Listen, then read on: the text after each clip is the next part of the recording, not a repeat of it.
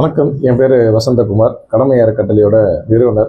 2012 இருந்து ஒரு டியூஷன் சென்டர்லேருந்து ஆரம்பித்த நமது கடமை அறக்கட்டளையோட பயணம் இன்னைக்கு வருஷத்துக்கு 2400 பேர் நேரடியாக பயிற்சி பெற்று வெளியே போகக்கூடிய ஒரு பயிற்சி மையங்களை நிறுவக்கூடிய ஒரு அறக்கட்டளையாக செயல்பட்டு வருது. வடசென்னையை தலைமையிடமாக கொண்டு நம்ம செயல்பட்டு ஆரம்பித்தோம். இப்போ தமிழ்நாட்டில் 4 மாவட்டங்களில் 9 பிரான்ச்சஸ் மூலிமா நம்ம பயிற்சி கொடுத்துட்ருக்கோம். குழந்தைகளுக்கும் பெண்களுக்கும் இங்கே முக்கியத்துவம் தரோம். வேலைவாய்ப்புக்கு மிக முக்கியத்துவம் தரோம். இது மட்டும் இல்லாமல் பேரிடர் காலங்களில் தேவைப்படக்கூடிய மக்களுக்கு தேவைப்படக்கூடிய மீட்பு பணிக்கும் உதவி பணிகளுக்கும் நம்ம வாலண்டியர் மூலமாக நம்ம டீம் எல்லாம் சேர்ந்து வேலை செஞ்சுட்டு இருக்கோம். இதன் தொடர்ச்சியாக நம்மக்கிட்ட தொடர்ந்து வந்த ரெக்வஸ்டின் அடிப்படையில் ஒரு முதியோர் இல்லம் வேணும் அப்படின்னு சொல்லி ஒரு பல வருட கனவுன்னு சொல்லலாம். இதை ஒரு 5 வருட கோரிக்கையை இன்றைக்கி நிறைவேற்றுற நாள் எல்லாம் சேர்ந்து முடிவு பண்ணி இன்றைக்கி ஒரு முதியோர் இல்லத்தை கடமை சரணாலயம் என்ற பேரில் சென்னை மணலி மாத்தூரில் இன்றைக்கி துவங்க இருக்கிறோம். இதன் மூலமாக 20 பேர் இங்கே நேரடியாக பயனடைவாங்க. இந்த இருக்கக்கூடிய இன்ஃப்ராஸ்ட்ரக்சருக்கு 20 பேரை நாங்கள் அடாப்ட் பண்ணி அவங்கள இங்கே நாங்கள் வச்சு பாதுகாக்கிறோம். இது பல நண்பர்கள் எல்லாம் சேர்ந்து நாங்கள் எடுத்த முடிவு. ஆதரவற்றவங்க, பார்த்துக்க முடியாத முதியோர்கள் கடைசி காலத்தில் நிம்மதியாக சந்தோஷமாக அவங்க வாழணும், அவங்களுக்கு ஆதரவாக நம்ம இருக்கணுன்ற அடிப்படையில் உருவாக்கப்பட்ட இந்த கடமை சரணாலயம் வரவேற்பை கருதி நமக்கு கிடைக்கக்கூடிய சப்போர்ட்ஸ் நம்ம எல்லாம் சேர்ந்து பண்ணக்கூடிய வேலை பிரித்து செஞ்சிட்டோம்னா இதை இன்னும் விரிவாக்கம் செஞ்சு நூற்றுக்கணக்கான முதியோர்களுக்கு ஆதரவு தேவைப்படக்கூடிய அனைவருக்கும் உதவலான்றது தான் இதனுடைய நோக்கம். இன்னும் அடுத்த கட்ட பணியை நம்ம துவக்கியிருக்கோம்னு சொல்லலாம்.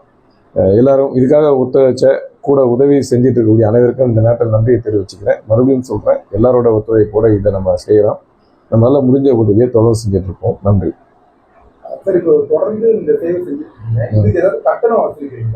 நம்ம செய்யக்கூடிய எந்த வேலைகளாக இருந்தாலும் கடமை பேரில் எந்த வேலைகளை செஞ்சாலும் எந்த உதவி பணிகளை செஞ்சாலும் பயிற்சிகளை செஞ்சாலும் கட்டணம் வசூலிக்கப்படுறது கிடையாது. கட்டணம் வசூலிக்கப்படக்கூடிய சூழல் வந்தால் நாங்கள் செய்யக்கூடிய பணிகளை நிறுத்திடுவோம். அனைவரோட பங்களிப்போடு இது நடக்கிறதுனால கட்டணம் எந்த இடத்துலையும் வாங்குறது கிடையாது. ஒரு ரூபா கூட மாணவர்கள்கிட்டயோ உதவி கேட்குறவங்ககிட்டயோ எதையும் வாங்குறதில்ல. இது நம்மளுடைய ஒரு முக்கியமான அஜெண்டாவாக வச்சுட்டு தான் செயல்படுறோம். அதனால் மறுபடியும் சொல்கிறேன், கட்டணம் எதுவும் கிடையாது. நீங்கள் யாருக்கும் கட்டணம் செலுத்த வேண்டிய அவசியம் கிடையாது.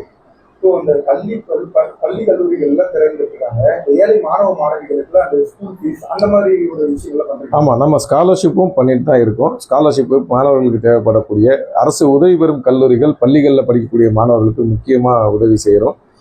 ஒரு சில தனியார் கல்லூரிகளில் படிக்கக்கூடிய மாணவர்களுக்கு உதவி செஞ்சுட்ருக்கோம். படிப்பை முடிச்சுட்டு வேலை தேடிட்டு இருக்க மாணவர்களுக்குமே நாங்கள் வேலை வாய்ப்பு வாங்கி தர்றதுக்காக எம்என்சி நிறுவனங்களோட நாங்கள் பேசி அவங்க வேலைவாய்ப்பு பெற்றுத்தரோம். வேலைவாய்ப்பு முகாம்களும் நாங்கள் நடத்துகிறோம். ஒரு 50-60 கம்பெனிகளை வச்சு வேலைவாய்ப்பு முகாமும் வருஷம் தொடர்ந்து நடத்திட்டு இருக்கோம். இதுதான் இதனுடைய சாராம்சம். இப்போ உங்களுடைய ட்ரஸ்ட் நீங்கள் பதிவு பண்ணிருக்கீங்க, இப்போ உங்களுக்கு ஸ்பான்சர் யாராவது பெரிய நிறுவனம் யாராவது கொடுக்குறாங்களா? ஆரம்ப காலகட்டங்களில் 10 வருடங்கள் வரைக்கும் தனிநபர் நன்கொடைகளும் நிறுவனங்கள் நன்கொடைகளும் நாங்கள் அலோவ் பண்ணவில்லை.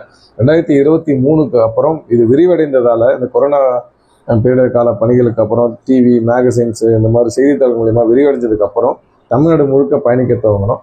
அதன் அடிப்படையில் நாங்கள் இப்போ சிஎஸ்ஆர் கான்ட்ரிபியூஷன்ஸையும் வச்சு பண்ணுறோம். நிறைய பார்ட்னர்ஸ் எங்களுக்காக சப்போர்ட் பண்ணியிருக்காங்க.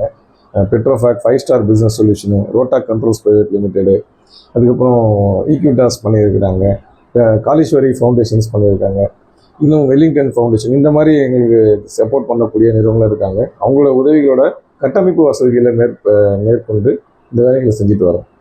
இன்னைக்கு பாத்தீங்கன்னா சென்னை மணலில முதியோர் இல்ல மாதிரி நீங்க தொடங்கிருக்கீங்க. இப்போ இதுல எத்தனை பேரு, எத்தனை ரூம்லாம் இருக்கு? இதுக்கு எத்தனை? இது ஒரு கிட்டத்தட்ட 3000 சதுரடி ஒரு கிரவுண்ட் ஃப்ளோர் இருக்கக்கூடிய பகுதி. இதுல 20 பேர் வரைக்கும் நாங்க அட்மிஷன் கொடுக்கறதுக்காக வச்சிருக்கோம். இந்த கட்டமைப்பு வசதிகள்ல அவங்களுக்கு தேவைப்படும் அனைத்து வசதிகளும் இதுக்குள்ள இருக்கும்.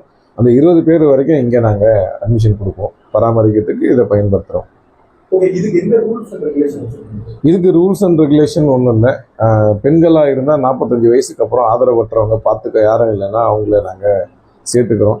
யாரும் இல்லைன்னு சொன்னால், ஆண்களாக இருந்தால் 50 வயசுக்கு மேலே இங்கே சேர்த்துக்கிறோம்.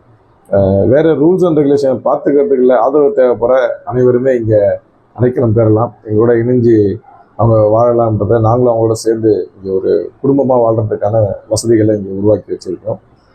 வேறு எந்த விதமான ரூல்ஸ் அண்ட் ரெகுலேஷன்ஸும் எதுவும் கிடையாது. ஆதரவு தேவைப்படுறவங்க அதுக்கு ஜாயின் பண்ணுங்க. முதியோர் இல்லத்துல பாத்தீங்கன்னா இயற்கை மரணம் ஆயிட்டாங்க அப்படின்னா அந்த உடலை நீங்க உங்க சைடுல இருந்து நீங்க பண்ணுவீங்க? ஆமாம், நம்ம சைட்ல இருந்து நம்ம நண்பர்கள் இதை அடக்கம் செய்யக்கூடிய நண்பர்கள்லாம் இருக்கிறாங்க. சென்னை மாநகராட்சியோட சேர்ந்து பண்ணுவோம்.